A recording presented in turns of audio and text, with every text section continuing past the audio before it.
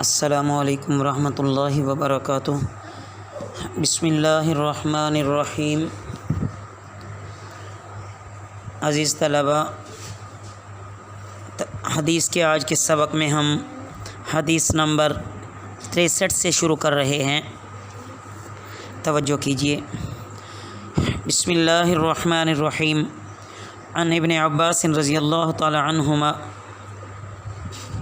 قال کان رسول اللہ صلی اللہ علیہ وسلم اجود الناس بالخیر۔ حضرت عبداللہ بن عباس رضی اللہ تعالیٰ عنہ سے روایت ہے کہ رسول اللہ صلی اللہ علیہ وسلم خیر کی بخشش اور اللہ کی مخلوق کی نفع رسانی میں اللہ کے سب بندوں سے فائق تھے۔ وکان اجود ما یکون فی رمضان، اور رمضان میں آپ کی یہ کریمانہ صفت زیادہ ترقی کر جاتی تھی۔ فی رمضان کان جبرائیل یلقاہ کل لیلۃ فی رمضان، رمضان کی ہر رات میں جبرائیل علیہ السلام آپ صلی اللہ علیہ وسلم سے ملتے تھے۔ یعرض علیہ النبی صلی اللہ علیہ وسلم القرآن، رسول اللہ صلی اللہ علیہ وسلم ان کو قرآن مجید سناتے تھے۔ فَإِذَا لَقِيَهُ جِبْرَائِيلُ كَانَ أَجْوَدَ بِالْخَيْرِ مِنَ الرِّيحِ الْمُرْسَلَةِ، تو جب روزانہ جبرائیل علیہ السلام آپ سے ملتے تھے تو آپ کی اس کریمانہ نفع رسانی میں اللہ تعالیٰ کی بھیجی ہوئی ہواؤں سے بھی زیادہ تیزی آ جاتی تھی۔ مطلب یہ ہے عزیز طلباء کہ رمضان المبارک میں رسول اللہ صلی اللہ علیہ وسلم کی طبیعت مبارک میں اور زیادہ نشاط آ جاتا تھا، خیر کی صفات اور ترقی کر جاتی تھی۔ عن سلمان الفارسی رضی اللہ تعالی عنہ قال خطبنا رسول اللہ صلی اللہ علیہ وسلم آخر یوم من شعبان، حضرت سلمان فارسی رضی اللہ تعالیٰ عنہ سے روایت ہے کہ ماہ شعبان کی آخری تاریخ کو رسول اللہ صلی اللہ علیہ وسلم نے ہم کو ایک خطبہ دیا۔ فقال، پس آپ صلی اللہ علیہ وسلم نے فرمایا، یا ایھا الناس قد اظلکم شہر عظیم، اس میں آپ صلی اللہ علیہ وسلم نے فرمایا، اے لوگو، تم پر ایک عظمت اور برکت والا مہینہ آنے والا ہے، سایہ کیے ہوئے ہے۔ شہر عظیم، شہر مبارک، مبارک مہینہ ہے۔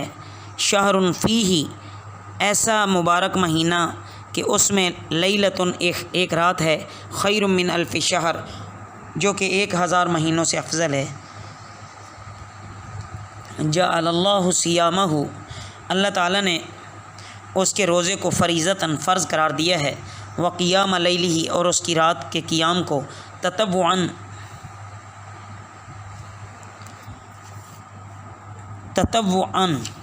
نفل قرار دیا ہے، یعنی نفلی عبادت جس کو بولتے ہیں۔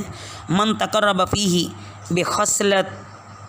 بخصلۃ من الخیر، جو شخص اس مہینے میں اللہ کی رضا حاصل کرنے کے لیے، اللہ کی رضا حاصل کرنے کے لیے ادا کرے گا، کانا کمن ادا فریضتاً فیما سواہ، گویا کہ وہ ایسے ہے جیسا کہ اس نے فرض ادا کیا رمضان کے علاوہ میں۔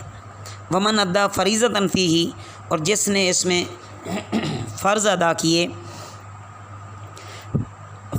کیا فیہ رمضان میں، کانا کمن ادا 70 فریضتاً فیما سواہ، گویا کہ وہ ایسا ہے کہ اس نے 70 فرض ادا کیے رمضان کے علاوہ میں۔ وہو شہر الصبر، اور یہ صبر کا مہینہ ہے۔ والصبر ثوابہ الجنت، اور صبر کہ اس کا ثواب جنت ہے۔ وشہر المواساۃ، یہ ہمدردی اور غمخواری کا مہینہ ہے۔ وشہر یزاد فیہ رزق المؤمن، اور یہ ایسا مہینہ ہے کہ اس میں مومن کا رزق بڑھا دیا جاتا ہے۔ من فطر فیہ صائمن، جس نے اس میں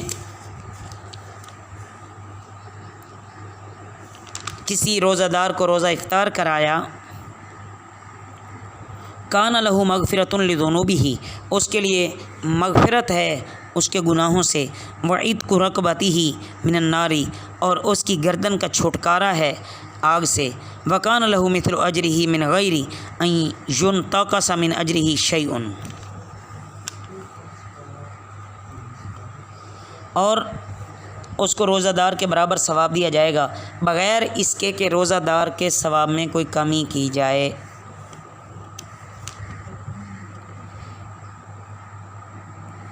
قلنا، ہم نے عرض کیا یا رسول اللہ صلی اللہ علیہ وسلم، لیس کلنا یجد ما یفطر بہ الصائم، ہم میں سے تو ہر ایک نہیں پاتا وہ چیز کہ جس کے ذریعے سے روزے دار کا روزہ افطار کرائے وہ۔ فقال رسول اللہ صلی اللہ علیہ وسلم، رسول اللہ صلی اللہ علیہ وسلم نے فرمایا، یعطی اللہ ھذا الثواب، اللہ تعالیٰ عطا فرماتے ہیں یہ ثواب ہر اس شخص کو، من فطر صائمن، جس نے روزہ دار کو روزہ افطار کرایا، علی مذقۃ لبن او شربۃ من ماء،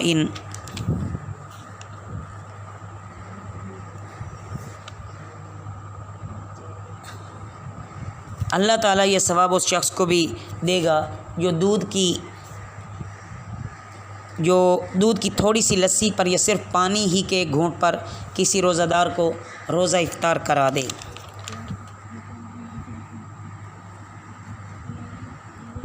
ومن اشبع صائما سقاہ اللہ من حوضی، اور جس نے پیٹ بھر کر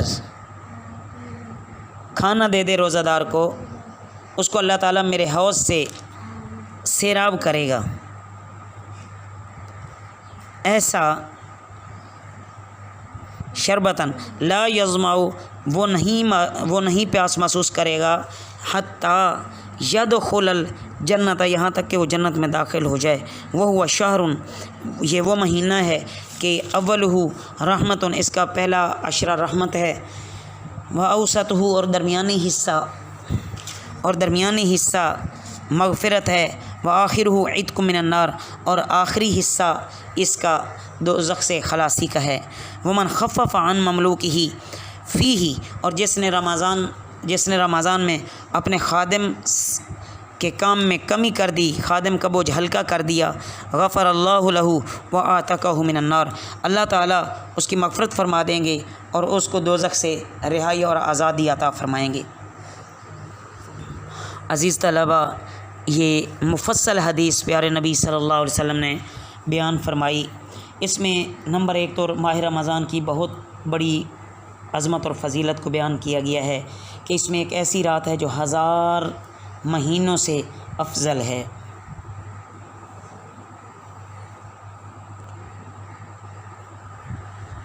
اور اس خطبہ میں ارشاد فرمایا گیا کہ رمضان صبر اور غمخواری کا مہینہ ہے، کہ اپنی نفس کی خواہشوں کو دبانا، تلخیوں اور ناگواریوں کو جھیلنا، اللہ کی رضا کو مقدم رکھتے ہوئے۔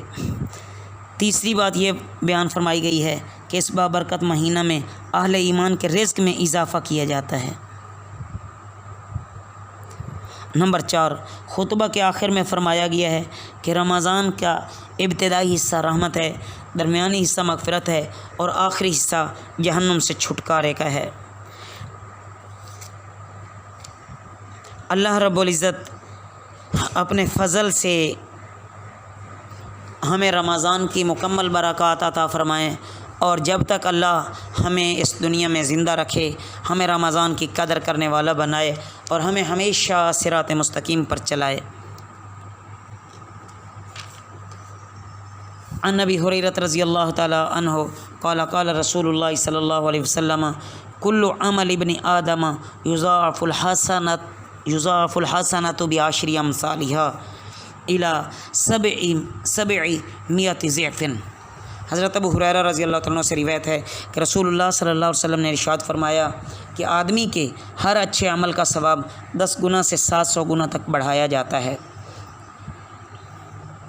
قال اللہ تعالی इल्ला सौम फ़इन्नहु ली वाना अजज़ी बिही।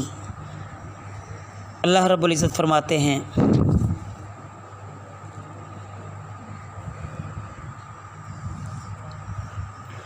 रोज़ा मेरे लिए है और मैं ही इसका अजर दूँगा।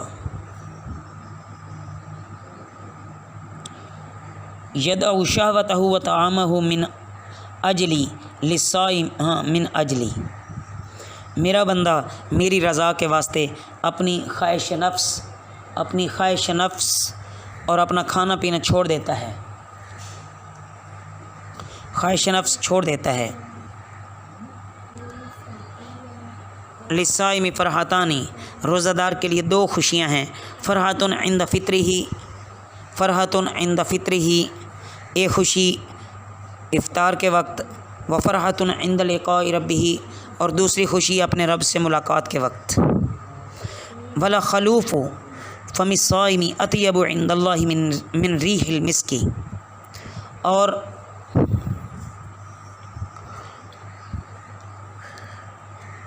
कसम है कि रोज़ादार के मुँह की बू अल्लाह के नज़दीक मुश्क की खुशबू से भी ज़्यादा बेहतर है। वसियाम जुन्नतुन, और रोज़ा ढाल है। व इज़ा काना यौम सौम अहदिकुम फला यरफथ वला यसखब।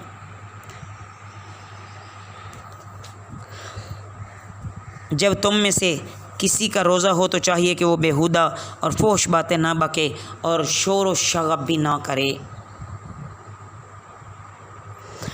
फ़इन साबहु अहदुन औ क़ातलहु फ़लयकुल इन्नी इमराउन साइमुन।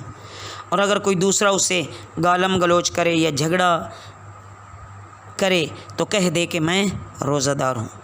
मतलब ये अज़ीज़ तलबा कि रोज़े को तमाम ऐसी लगवियात से बचाना चाहिए।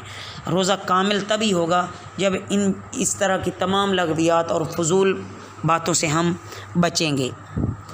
अगर बिलफ़र्ज़ कोई दूसरा आपसे उलझे, गालियाँ दे, सब कुछ करे, कोई सख्त बात उससे आप ना कहो, बस उससे इतना कह दो कि भाई मेरा रोज़ा है।